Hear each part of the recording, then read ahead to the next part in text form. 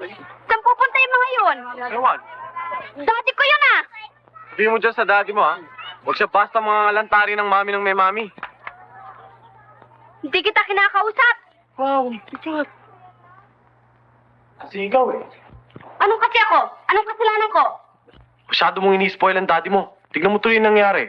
Wala siyang sense of responsibility. Ikaw, hindi mo ini-spoil ang mama mo? Parang hindi ko alam mama's boy ka. Ikaw din eh, daddy's boy. Daddy's girl. Pati naman yung Lola Jane mo, buhay nang may buhay, pinakisya naman. Huwag kang magsalita ng ganyan tungkol sa lolo ko. Mahal ko yun. Mas mahal ko naman ang daddy ko. Mahal mo pala eh. Ba't di mo alam alagaan ng mabuti? Kung inaalagaan mo ba yun ng mahusay, magkakaganon ba yun? Lalayas ng bahay, magdamag hindi uwi. Kasama pa mami ko. Mami mo may kasalanan, bakit siya sumama? Oy, hindi sasama mami ko kung hindi niyaya ng daddy mo. Kaya daddy mo may kasalanan.